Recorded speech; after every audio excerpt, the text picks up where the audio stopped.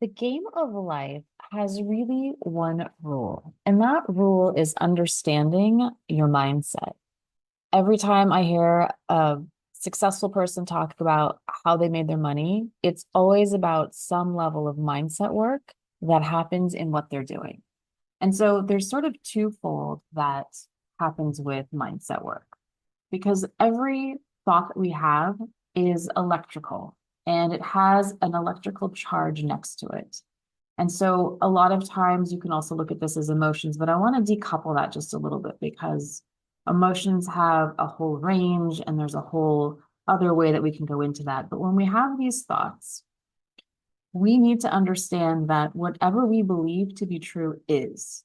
And when we have a whole body belief that something is true, the ways the law of the universe work, and this goes all the way back to Hermetic principles, it is true. We will put that lens on in our perspective, and that is how we will see the world, no matter what, until we decide to change. And there's been discussions about, do we have free will? Can we change? Can we not change? But the whole science of neuroscience, neuroplasticity is this understanding that yes, the brain can rewire itself.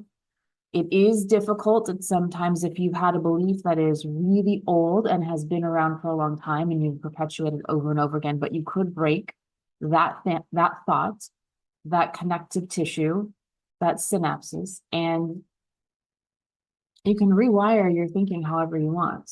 It's totally up to you. But you have to decide on what it is that you want and what you want to believe in the vision. And then it just becomes a game of, well, what do I want to see for myself? What is it that I want to do? And then how do I move forward, making sure that vision stays intact?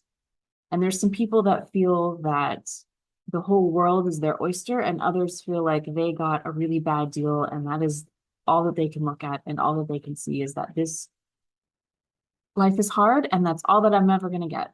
And so if we dig our heels and that's how we think, then everything that we do, everything that we experience, the universe is going to reflect that to us. The universe is going to show us more examples because that's what we believe to be true. We're literally like a Wi-Fi signal sending out a frequency saying, this is what I believe and this is what I want to experience it. So please send me more of this because I would like to experience more of it. The universe is impartial. It's not good, it's not bad, it's indifferent. And then there are times where we don't really know what we want. We don't really know how to be specific. We just want to be happy and we just want to have a really great life. And while that's wonderful, it's not specific enough. So we get vague engagements, we get vague interactions, and we don't really get the experiences that we want. Imagine going to a restaurant, the waiter comes up and wants to take your order. And you say, can you just give me something that'll make me happy? What do you think the waiter is going to say to you? What do you think the waiter is going to want to tell you to do? What do you think is going to happen? He's going to want to know, or she, the waiter's going to want to know, what is it that you want? What actually makes you happy? Is it a salad? Is it a burger? Is it ice cream? You have to be specific enough to understand what to get. And if you don't, it's really frustrating. Well, I just don't want anything that makes me angry. I don't want anything that's going to make me upset. And so when we don't have a really clear sense of what it is that we want, when we're going through life and we're not really putting out the specifics, and I know this all too well, we get kind of these vague interactions and we think that maybe this is it, maybe that's it. And we're sort of waiting for something to give us the sense of, is this the right thing for me? Without me deciding that this is what I need to be doing, without me understanding, because I know what I want, because I've decided this is the vision that I have for myself, then I know when things come towards me and I'm attracted to them, that this is the right fit. I'll have a better sense of discernment. Because if you're really magnetizing things to you, not everything is going to be exactly what you want. They may be kind of what you want. You may have to kind of look to see, well, this is close, but not quite. Maybe this, maybe not.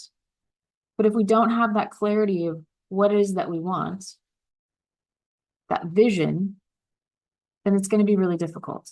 And there's also something really magnetic and electrifying about when we have that thought that actually elevates us, there's a momentum that carries us forward. There's a way that propels us to quantify and magnify those things, as opposed to, I'll say lower level thoughts, but thoughts that drag us down, thoughts that give us, that are difficult for us to pull ourselves out of. If we're putting ourselves in this place where the thought actually has weight to it, right? Like a thought can have weight to it. I used to think that we had to have the heart and the mind in alignment, right? It's the mind's up here, the heart's down here, and it was like this vertical line that was drawn, and sort of looked at it in that way. Or sometimes you'll see it balanced on a tightrope where you've got your head and your heart, and you're always trying to juggle, like balancing scales. But I recently got a vision of, it's actually more like a yin and yang sign. And there's this sense of your heart and your mind actually have to work together in tandem. And it's really more about a wheel and this perpetual circling of energy, so that your heart that's propelling forward is light enough to move and your mind is clear enough not to get stuck, so that it's creating momentum moving forward. Because if the heart's too heavy, you can't really go anywhere. Like you have a feeling of being stuck. And if the mind's out of alignment or taking us in the wrong way, it's kind of the same thing. Like the wheel can't turn. We kind of get stuck in one side or another because it's too dominant and too heavy. And I realized, like, it's really like we're so much in our own cycles, and sometimes it's easy to get in our own way because we don't know how to align these two together. But it's very much like the yin and yang energy. They both have to be in balance, and we have to understand that these thoughts that we have electrical currents to them. And those electrical currents are the ones that are going to propel us forward or hold us back. And so whatever you decide to believe about your life will be true. So then the question becomes, what is it that you want to believe? We know that there's a placebo effect that happens 30% of the time in a placebo study. Whatever that patient had believed to be true about their health actually happened. By taking a sugar pill, they thought that pill was going to help cure them, and it actually did. Science is showing us this. Same thing with where an athlete was on a treadmill running, and it showed the brain activity. And then that same athlete was sitting in a chair, going in detail in his mind, the same activity that he had just taken, and registering all of the activity. And the activity was almost identical, if not identical.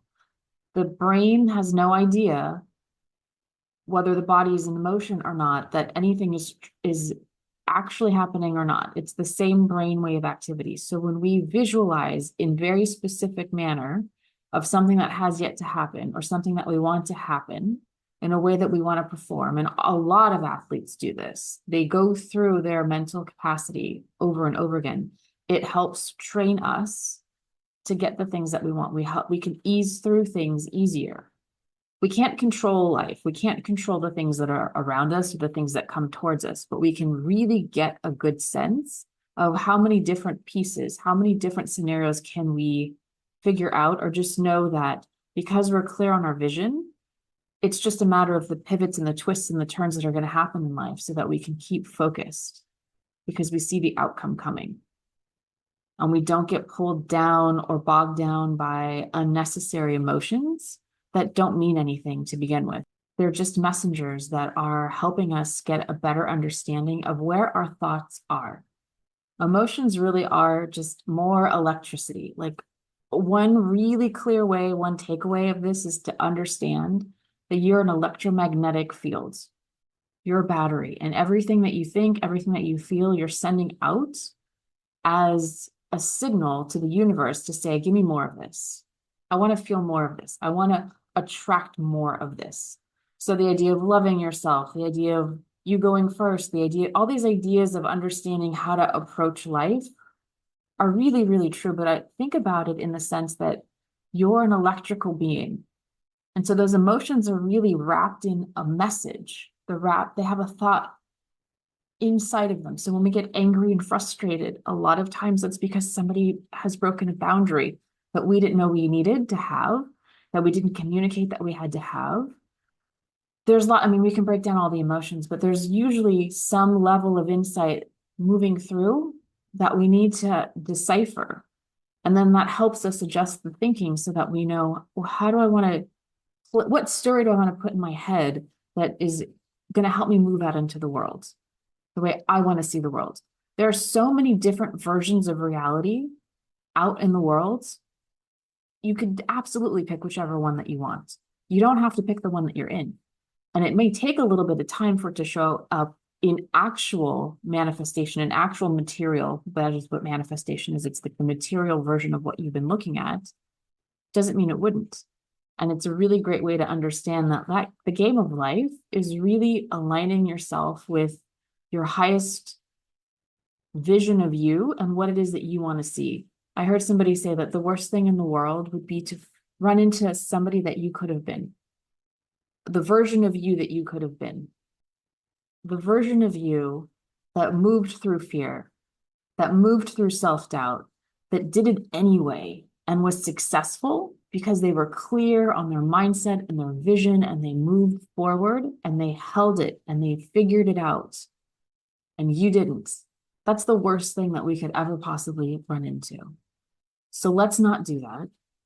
We're here to save ourselves. We're here to have the best life that we could possibly imagine we could have, and do it in phases if that's a big stretch for you. We're all going to help each other out.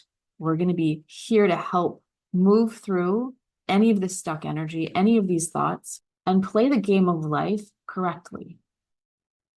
It's just a matter of getting the information that you need. If you're scared, if you're stuck, get more information. If the emotions are too heavy, what is it that you really need to get out of that message? And let it go. I know that's easier said than done, but really it's about how you think. It's really about how you think, and the energetic electricity around that thought is either going to propel you forward or push you back or keep you neutral. It's up to you to decide what it is that you want. I hope you play the game of life the way that you want to play it and not on somebody else's terms. Thank you all for being here. I hope this was helpful. I love you all, and I will see you in the next one. Take care. Bye.